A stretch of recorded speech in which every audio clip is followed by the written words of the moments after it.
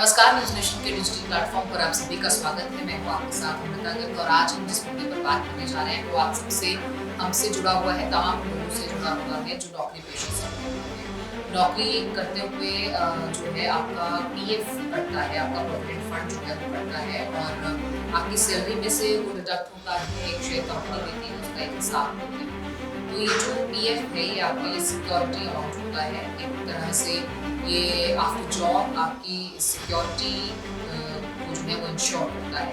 और इसी पीएफ को लेकर कई तरीके के सवाल जो है वो अमूमन होते हैं, कई तरीके की क्वारीज होती हैं। कई ऐसे शब्द शुबा होते हैं जिनको जो है कई बार ऐसे सामने रखा गया है, कई सवाल पूछा गया है। इसमें सबसे बड़ा सवाल ये कि पीएफ अकाउंट जो होता है उसका ब्याज की दरें कैसे रहती है, कैसे उस अमाउंट में जो पीएफ अकाउंट में आपको होता है उस पर ब्याज लगता है और वो कब तक जारी रहता है और कब पीएफ अकाउंट में जो रकम बढ़नी बंद हो जाती है। इसके अलावा पीएफ अकाउंट को आप कैसे आप देख सकते हैं उसमें कितना बैलेंस है। तमाम सवालों की एक लंबी चौड़ी फहरिस्त होती है और सवाल ये भी आजकल जो है वो चल रहा है कि नौकरी छूटने के बाद क्या पीएफ अकाउंट में जो ब्याज आता है जो उस रकम पर यानी जो इंटरेस्ट आता है उस रकम पर क्या वो जारी रहेगा या बंद हो जाएगा। तो ये तमाम तरीके के सवाल हैं। तो इसमें जो है आप इस बात को लेकर निश्चित रहिए कि अगर आप नौकरी नहीं कर रहे हैं तो आपके पीएफ अकाउंट में जो रकम है उस पर इंटरेस्ट नहीं आएगा। इंटरेस्ट जो है वो बाकायदा जारी रहता है और ये कहा जरूर जाता है कि 58 साल की उम्र है यानी उस टाइम जो है वो ये माना जाता है कि एक शख्स जो है वो तकरीबन जो है वो रिटायर हो जाता है। तो उसके बाद उस रकम को लेकर जो इंटरेस्ट है वो आना जो है बंद हो जाता है। अब उस खाते में इंटरेस्ट मिलना बंद हो जाता है। सरकार इसलिए ये करती है क्योंकि वो एक जनरल नोशन है कि 58 के बाद एक इंसान को रिटायर हो जाना चाहिए, उससे उसके बाद जो है वो आराम करना चाहिए, नौकरी नहीं करनी चाहिए। लेकिन सवाल ये भी है कि पीएफ अकाउंट को लेकर कि आप उसमें कैसे चेक कर सकते हैं बैलेंस, तो उसमें वो भी आपको बताएंगे। अभी अगर इसकी बात करें तो ईपीएफओ की जानकारी जो है वो आपको भविष्य के लिए सुनिश्चित करता है कि ये तमाम चीज़ें जो आप अपनी सैलरी दर सैलरी महीने दर महीने पीएफ करता है वो आपके पीएफ अकाउंट में जमा होता है सैलरी का एक हिस्सा, एक छोटा सा हिस्सा है लेकिन जैसे जैसे वो उसमें जमा होते रहता है वो आपके भविष्य को सुनिश्चित करता है। अब नियमों के अनुसार तो ये कहा जाता है कि अगर कोई कर्मचारी नौकरी छोड़ता है या उसकी नौकरी चली जाती है और उसका पीएफ अकाउंट जो है वो है तो वो पीएफ अकाउंट इनएक्टिव नहीं माना जाता है। वो अकाउंट आपकी नौकरी हो या ना हो, लेकिन उस अकाउंट में अगर बैलेंस है तो उसमें वो जो उसका इंटरेस्ट है वो आता रहता है, जैसे जैसे जो भी नियम है उस अनुसार वो बढ़ता रहता है। अगर ये कहा जाए कि आपका पीएफ अकाउंट इनएक्टिव है तो उसमें पैसे जो है वो पड़े हुए हैं, लंबे अरसे तक वो पैसे भी लोग जो है वो पीएफ अकाउंट में नहीं रखते हैं और जाहिर है कि अगर एक वक्त के बाद उसमें इंटरेस्ट नहीं लगता है, वो अकाउंट में पड़े हैं तो उनको निकालना ही बेहतर है। और ये 58 साल की उम्र के बाद जो है उसके बाद आपको इंटरेस्ट नहीं मिलता है तो ये ज़रूर कहा जा सकता है कि आप उसके बाद उस पैसे को उस अकाउंट से निकाल कर उसे किसी और अकाउंट में शिफ्ट कर सकते हैं या उसे किसी और चीज़ के लिए इस्तेमाल कर सकते हैं। अब नौकरी छूट गई है तो आप क्या करें, आपका पैसा उस अकाउंट में है तो क्या लंबे अरसे तक उस अकाउंट में पैसा जो है वो इनसिक्योर आपको होना चाहिए उसके लेकर, तो ऐसा भी नहीं है क्योंकि लंबे अरसे तक वो अकाउंट में पैसा रह सकता है, उस अकाउंट में पड़ा वो पैसा कहीं नहीं जाता। लेकिन ये ज़रूर है कि एक उम्र के बाद उस पर इंटरेस्ट नहीं आता है तो उस अकाउंट में पड़े हुए उस पैसे का कुछ इस्तेमाल नहीं हो पाएगा, तो पैसा बढ़ नहीं पाएगा।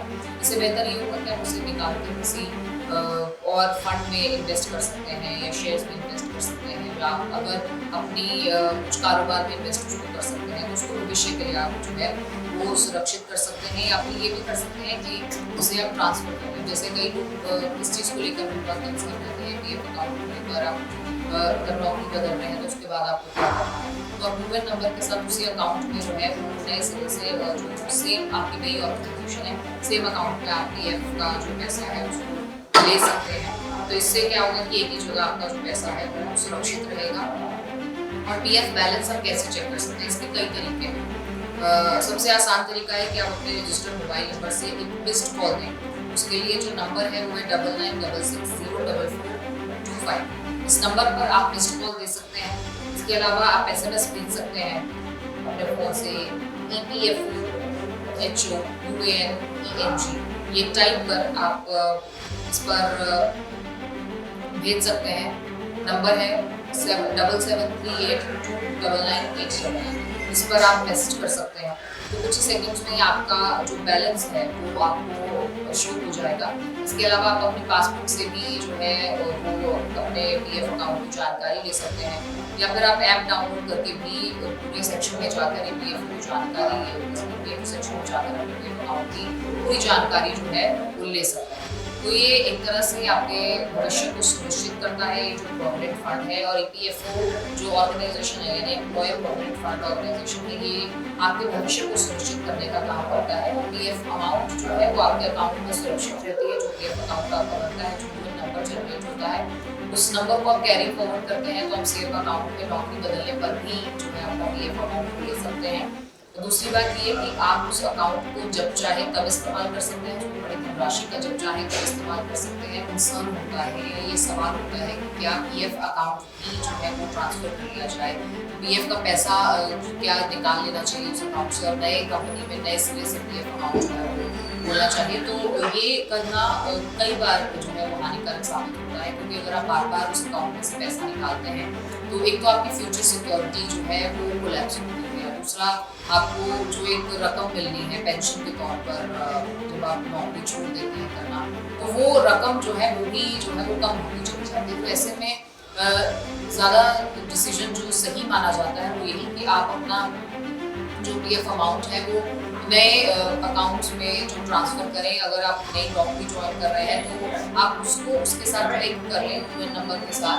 उसी नंबर के साथ अगर आप उसको लिंक करते हैं तो आपका अकाउंट नहीं रहता है और उसी में आपका पैसा जो है वो जुड़ता रहता है। इससे फ़ायदा ये होता है कि एक तो आप एक अच्छी खासी अमाउंट बचा पाएंगे, दूसरा आपका फ्यूचर सिक्योर रहता है, आपके पास एक बैकअप प्लान रहता है। और अगर बार बार आप अमूमन लोग ये करते हैं कि उनको लगता है कि PF अमाउंट जो है वो निकाल लेना आसान होता है जब आप नौकरी करते हैं। यकीनन ये आसान होता है, लेकिन इससे भविष्य में कुछ चीज़ें जटिल हो जाती हैं। कई लोग पैसे की कमी के चलते अब नौकरी नहीं है तो PF अकाउंट में जो पैसा है उसको इस्तेमाल कर लेते हैं, लेकिन वो जाहिर है कि वक्ती तौर पर आपकी मदद ज़रूर करता है, लेकिन अगर उसे भविष्य के लिहाज से देखा जाए, एक सिक्योरिटी बैकअप के लिहाज से देखा जाए, एक ऐसे प्लान के लिहाज से देखा जाए जिसका इस्तेमाल आपको तब करना चाहिए जब आपके पास नौकरी नहीं है, आपके पास एक इनकम का स्थायी सोर्स नहीं है, तो तब अगर उस रकम का इस्तेमाल किया जाए और एक अच्छी रकम आपको एक मोटी रकम मिलती है उसमें, जो आपकी ये कहा जा सकता है कि पूरी ज़िंदगी की एक जमा पूंजी है, जो आपने नौकरी करते करते एक छोटा हिस्सा अपनी